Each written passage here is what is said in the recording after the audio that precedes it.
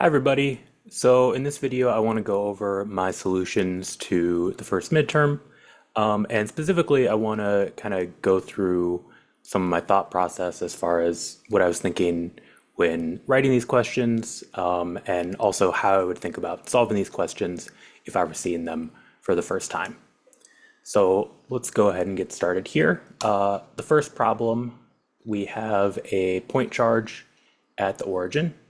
And then we take a dipole and we place it at this given point here, 4 centimeters along the x-axis, 4 centimeters along the y-axis. We're given the dipole moment, and we're told the magnitude of the dipole moment, and then the initial direction. So I know before I do anything else, I have my dipole moment at this point here, pointing up, and I've got my point charge here. Okay. And I know this distance is 4 centimeters. This distance is 4 centimeters. Okay. All right.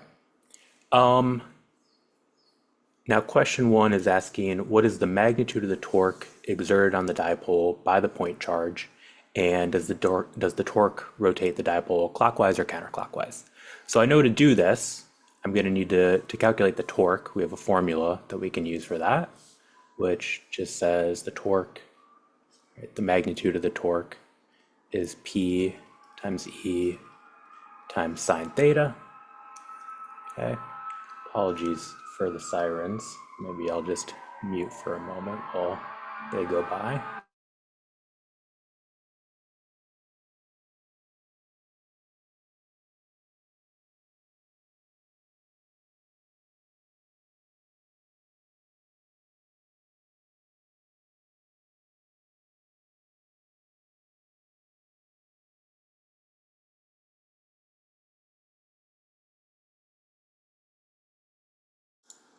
Okay, that got kind of wild. Hope everyone's okay. Anyway, we're calculating the torque here, and I know the dipole moment, right? I know the magnitude of the dipole moment is 2.7 times 10 to the minus 20 coulomb meters. The electric field magnitude I don't know, so I need to calculate that. And I also need to figure out the direction of the electric field, so I can plug in the angle here. Okay, so let's just start by calculating the magnitude of the field. I know that's going to be the field of this point charge here, right? And I know that that field is going to point away from that point charge. So here's my electric field. Let me make it clear this is my dipole moment here. Okay, now as far as the angle, I know just by looking at this that you can't see it in the diagram because I didn't really draw it to scale, but this side is 4 centimeters, this side is 4 centimeters. They're both the same distance, so this is going to be a 45-degree angle here. Or I guess more useful would be, well, yeah, this is 45 degrees, which means this is also 45 degrees, which means this is 45 degrees. Okay, so I know my angle theta just from the geometry here. Okay. And then again, I need to calculate the magnitude of the electric field. So that's just the field of a point charge, K Q over R squared. Okay, now R squared I can calculate from the Pythagorean theorem. So that's just, R is this. Okay, and if I calculate this distance, that works out to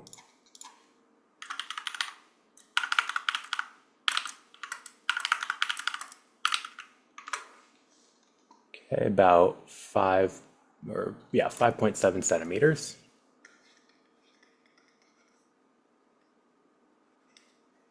And then I'm just plugging in, right? I know the magnitude of my charge, it's 2 nanocoulombs. And of course, K we know is just a constant. So just do K times 2 nanocoulombs and then divided by my distance squared. Okay, I get this number, about 5,500 volts per meter.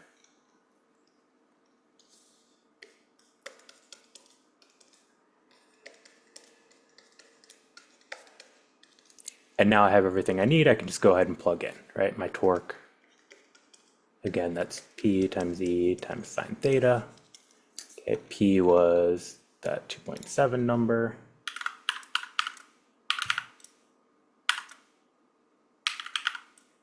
And then times sine of 45 degrees. Okay, so I end up with about 1.1 times 10 to the minus 16 newton meters.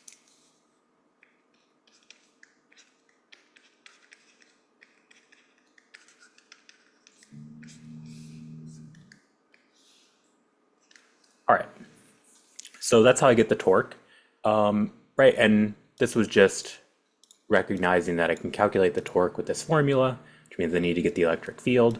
What's my electric field here? Well, it's the field of this point charge. Okay. All right, and then does this torque initially rotate the dipole clockwise or counterclockwise? Well, the field, or the torque, is going to rotate the dipole moment to align with the electric field, right? So here's our dipole moment pointing up. Here's our field pointing up and to the right. How does the dipole moment need to rotate to align with the electric field? It's got to rotate clockwise. So this will initially cause a clockwise rotation. Okay, so that's question one. Now, question two is on the same scenario. Okay, we have the dipole near the point charge, and the question's asking, is the force that the point charge exerts on the dipole attractive or repulsive? So is the point charge attracting or repelling the dipole? And explain how you know. Okay.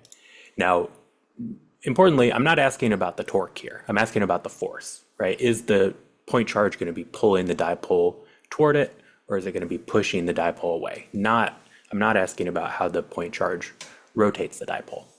And my expected answer here was just, we have this fact from lecture that I gave you, which was if we're in a non-uniform field, which this definitely is, the field of a point charge is non-uniform because it depends on the distance from the point charge. In a non-uniform field, the force on a dipole is toward wherever the field is stronger. In other words, toward where the magnitude of the field is greater.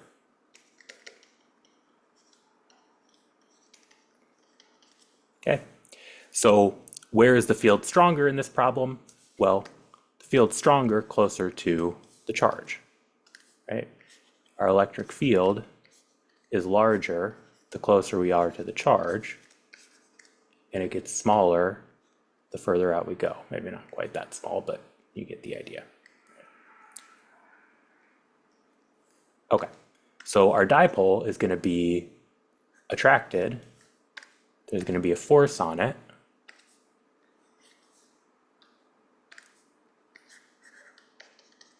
Toward the positive point charge. Okay.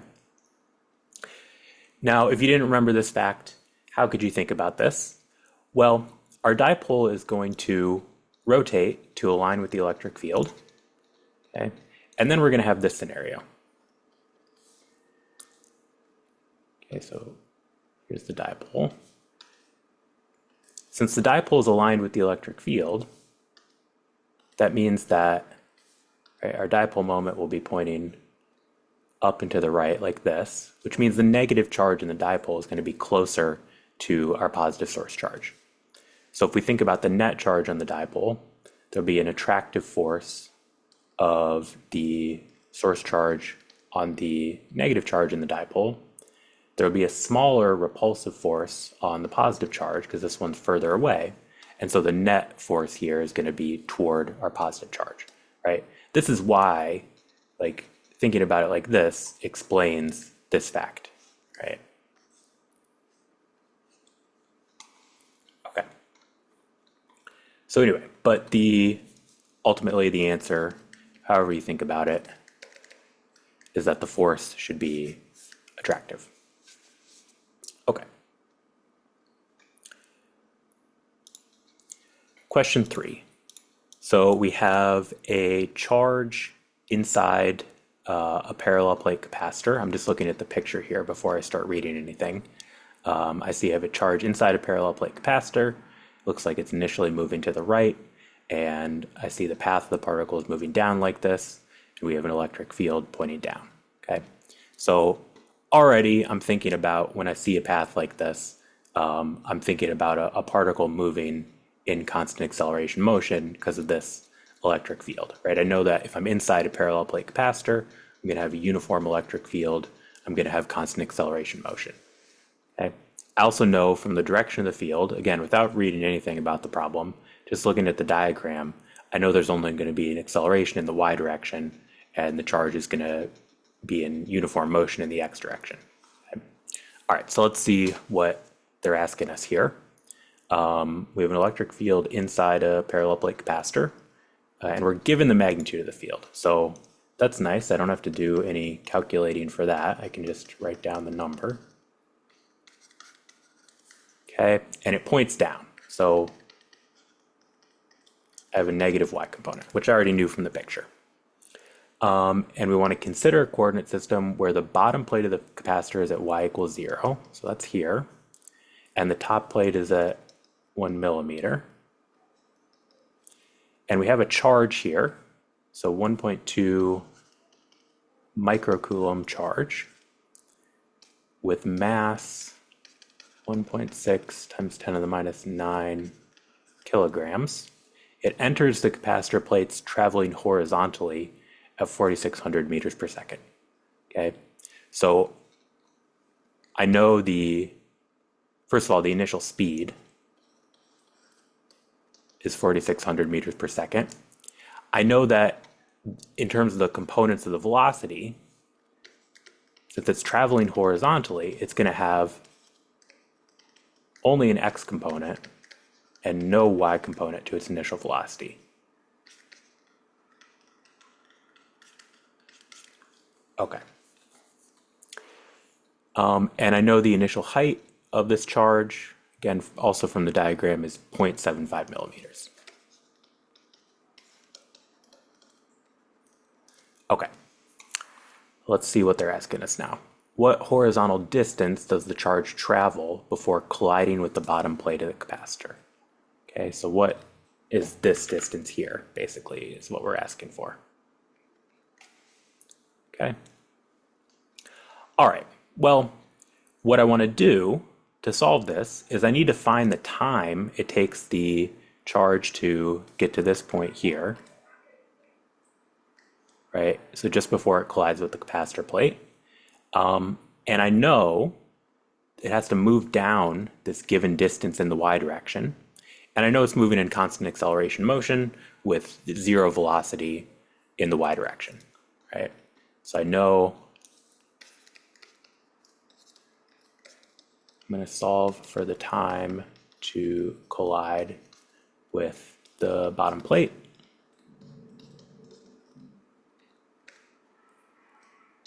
Okay, I wouldn't write all this out if I were actually taking the exam, but for you, I'll do it. And how am I going to do that? Well, my y of t, right, is going to be y naught plus 1/2 ay t squared. Now, what's my ay? That I can calculate from the electric field. Okay, I have q, I have e sub y, I have m, so I just need to plug in here.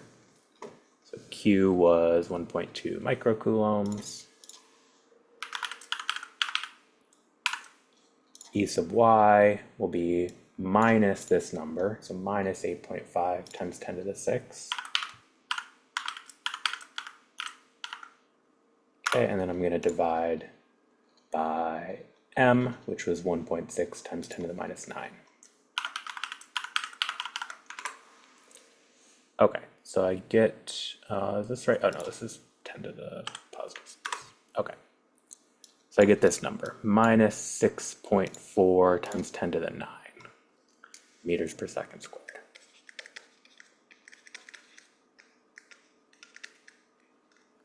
Okay, that's our acceleration, and it's negative because the acceleration vector points down. And what I want to do is I want to set y equal to 0, okay? Because that's where our coordinate system is set up with the the bottom plate at y equals 0. So I'm solving for t here, so I just need to rearrange this equation. Okay, no need to solve a quadratic or anything because I can just take a square root here to get t.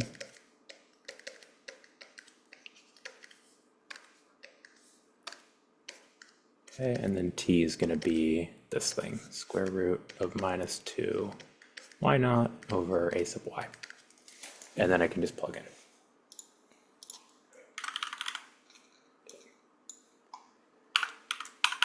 So y naught was 0.75 millimeters, and then a sub y is this number, minus 6.4 times 10 to the 9.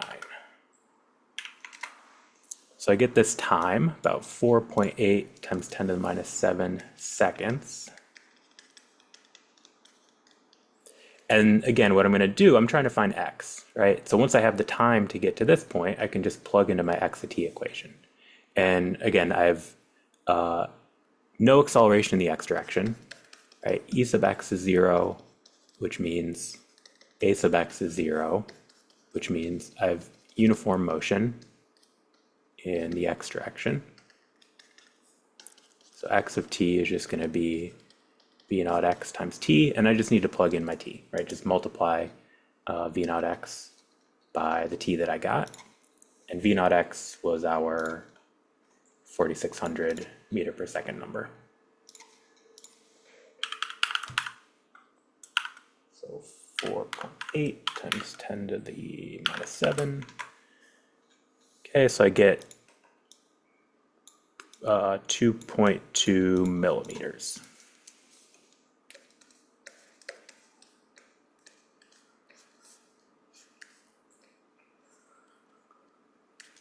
Okay, let's just go back and check.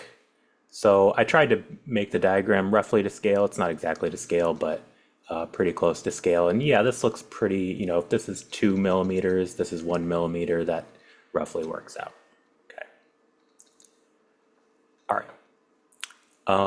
So that's the distance. And now question 4 is asking what's the speed of the charge just before it collides with the bottom plate.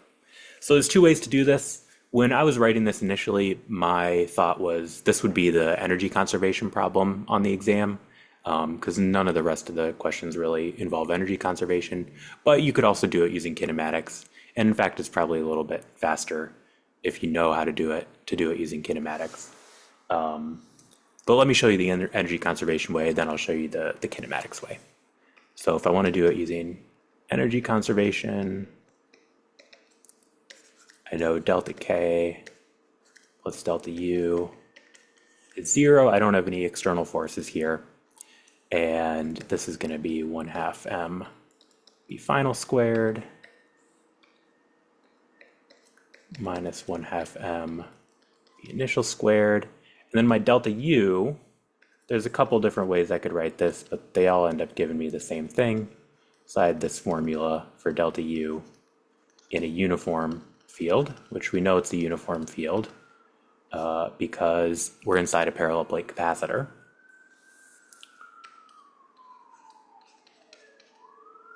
And in this case, I'm looking at, so the motion is, I wrote out this formula in terms of x here, right? But the motion that we're looking at and the direction of the field is actually the y direction, okay? So moving in the x direction isn't going to change the speed at all because there's no electric field in the x direction. Only moving in the y direction is going to change the speed. So I actually want to look at e sub y times delta y here. Okay. But now I know everything here except for my final speed. So at this point, I'm just doing algebra to solve, right? I have 1/2 m V final squared. Okay, we got some more sirens. 1 second.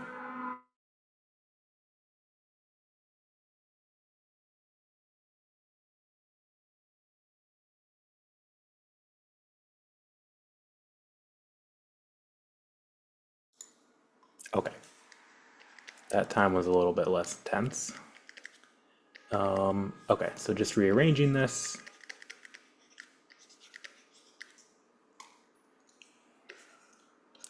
So I'll have V final is square root of, oops, there's a square there. Didn't want to forget that.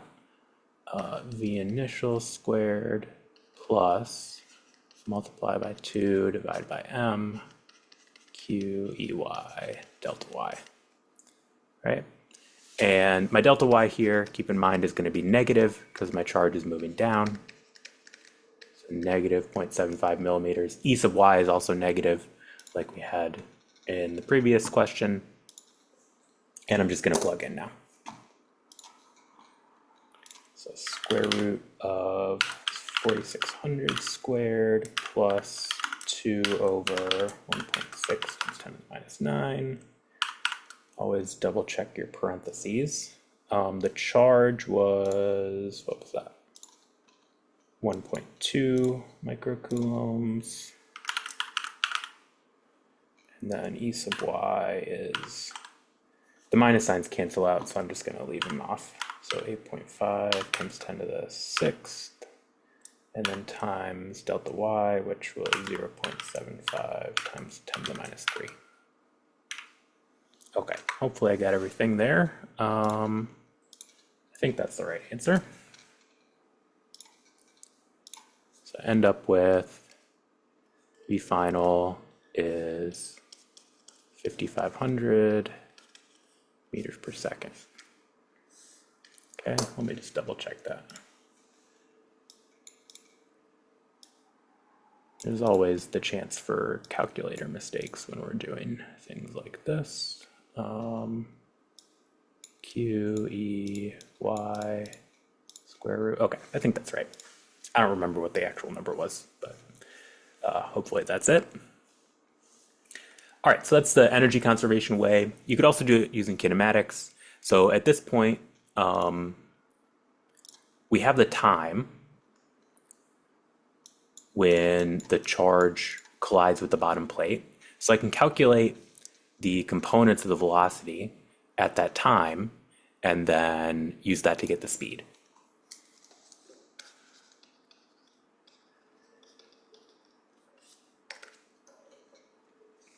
So I know v sub x is not going to change because we just have, again, uniform motion, no acceleration in the x direction. Okay, v sub y.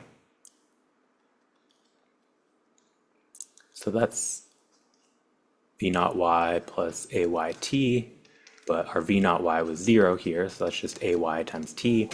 And I have both those things, so I can just multiply. So a was, well, I'm just going to copy it from here. That was this number.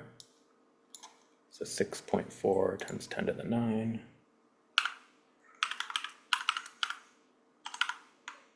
Times our time, which was this number here, 4.8 times 10 to the minus 7. Okay, so I end up with negative, about negative 3,100.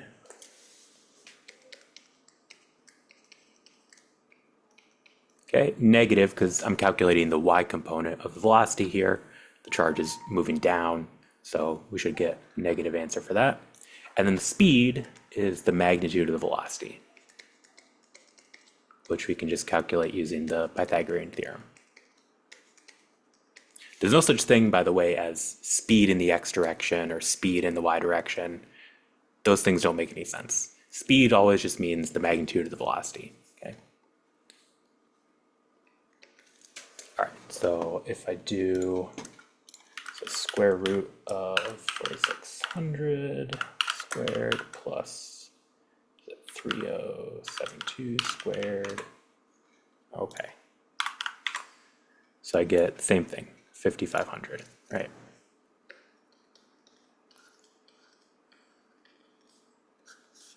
Okay, so I'm pretty sure that's right now.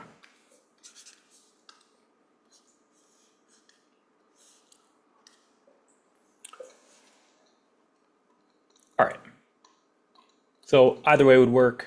I think the second way is probably faster because I just need to multiply some numbers here and then use the Pythagorean theorem. There's less algebra to do, but both ways work. All right. Question 5. Let's see. So again, I'm just looking at the picture right away. In general, I think it helps to think about this stuff visually before you have to start interpreting words. So I see I have a charge inside a parallel plate capacitor. There's a point P labeled here. I'm not sure what we're going to do with that, but okay, let's see what they're asking us. So we have a vertical parallel plate capacitor. We're given the area and we're given the charge. Okay, so right away I'm thinking I'm going to need to calculate the electric field. In fact, let's just go ahead and do that now. I don't even know what we're supposed to be solving for here, but let me just get the field, because the fact that they give me the area and the charge, that's a pretty strong hint that they want us to calculate the electric field. I guess by they, I mean me. So that's just Q over epsilon naught A. So that's going to be Q. Let me write out the variables here. Q is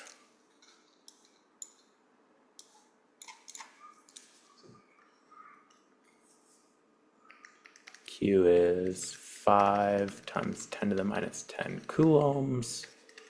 A is 1 square centimeter. Now let's be careful here. I want to put the area in square meters.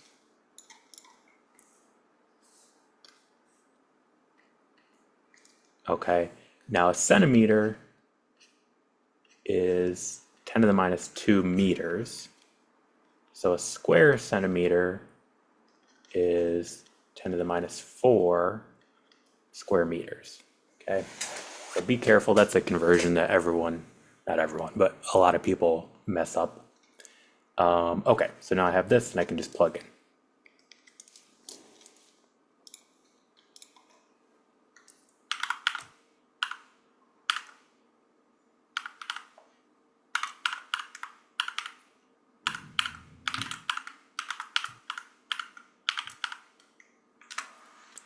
All right, so I get this number 5.6 times 10 to the 1, 2, 3, 4, 5.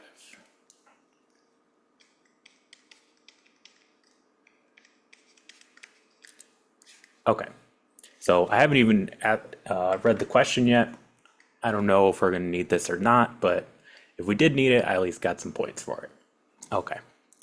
The positively charged plate is on the left at x equals 0. Okay, I can see that in the picture. Negatively charged plate is on the right at x equals 10 millimeters. So this, oh yeah, I guess I can see that. 5 plus 5 is 10 millimeters. And we've got a point charge. So Q is -1 nanocoulomb, is held fixed in place halfway between the plates at x equals 5 millimeters. Okay.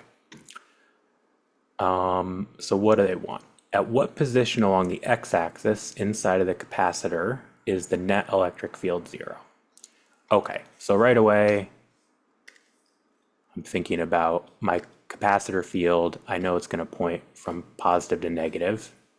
So I'm going to have a field from the capacitor pointing to the right. And I know this point charge here is also going to produce its own field, okay, which is going to be pointing toward the charge. All right, and we're saying where along the x-axis is the net electric field 0.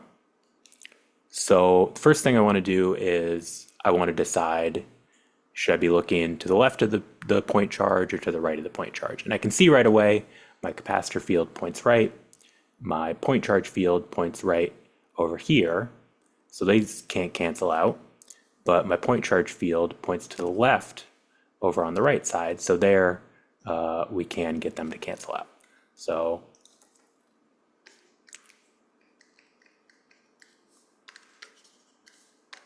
Okay, I'm not going to write that all out, but let me just draw the situation. So we're looking for some point. So here's X is 5 millimeters. Here's the plate of the capacitor over X equals 10. And there's some point over here, some distance, let me just call it R, some distance from our charge, where when we add up the capacitor plate pointing to the right, and we add the field of our point charge pointing to the left, those are going to add to 0. Okay, so what's the net electric field in my X direction here? That's going to be the capacitor field to the right, and then the point charge field to the left. So we already calculated the capacitor field. Okay, good for us. And then the field of the point charge, I know that's going to be KQ over R squared. And I want all this to equal 0. And I'm just solving for this distance R. So I have KQ over R squared equals the capacitor field. And so R is going to be square root of KQ over E sub C. Okay, and now I know the charge, and I already calculated E sub C, so I can just plug in.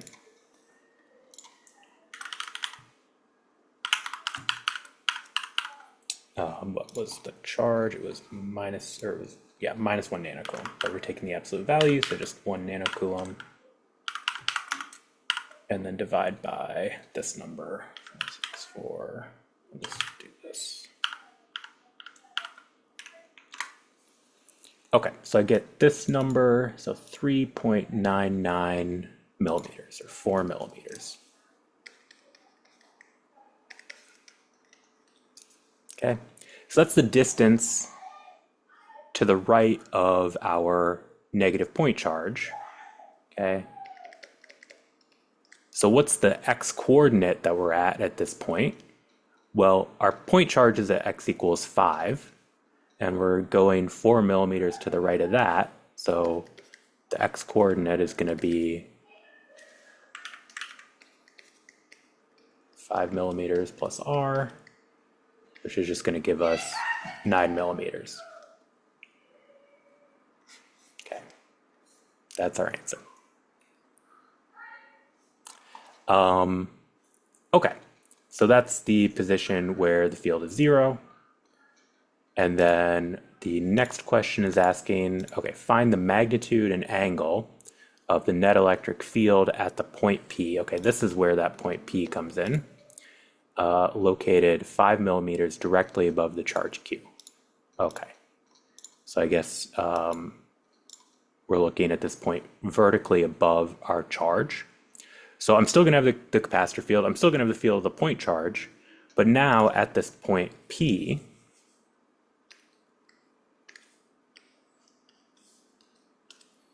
so my capacitor field doesn't change. That's just going to point to the right.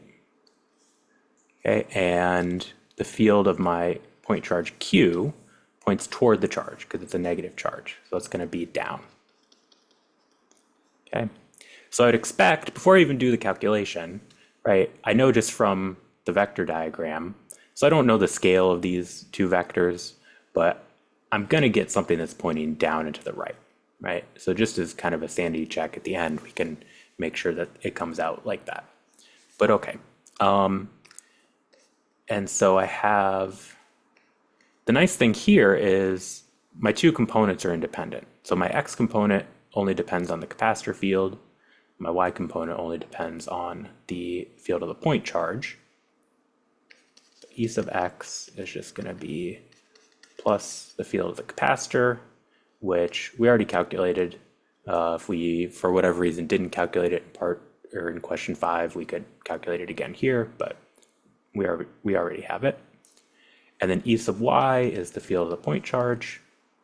Okay, we have the distance here, which was given as 5 millimeters. And this y component is going to be negative because the field's pointing down. Okay, so what do I get here?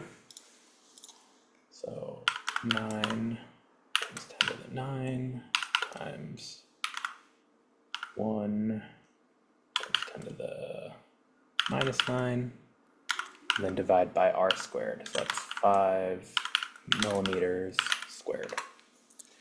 So I get 360,000 for that.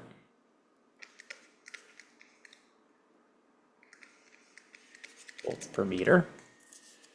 Okay, so I want the magnitude of the field, which is just Pythagorean theorem.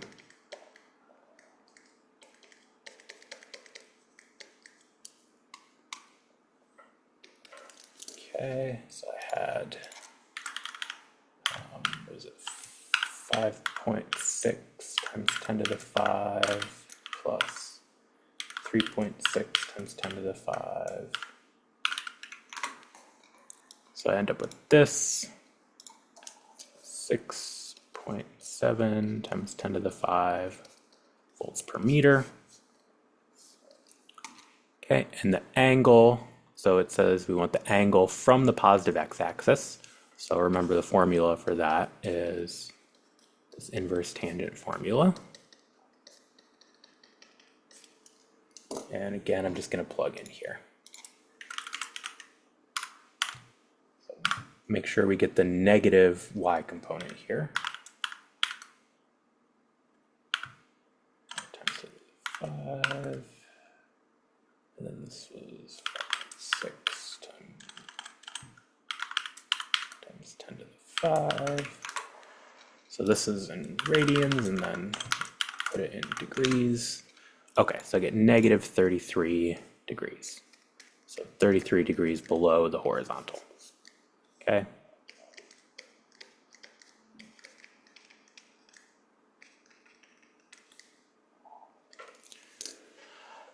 All right.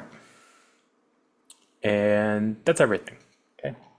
So hopefully that was helpful. Let me know if you have any comments, feedback on this. Anything else I could do that would be useful as far as going through solutions, any other videos you'd like to see. But yeah, hopefully that gave you a little bit more insight into, how I would think about solving these problems, and also some of the stuff I was thinking when I was writing the exam. Anyway, take care, everybody. I'll see you later. Goodbye.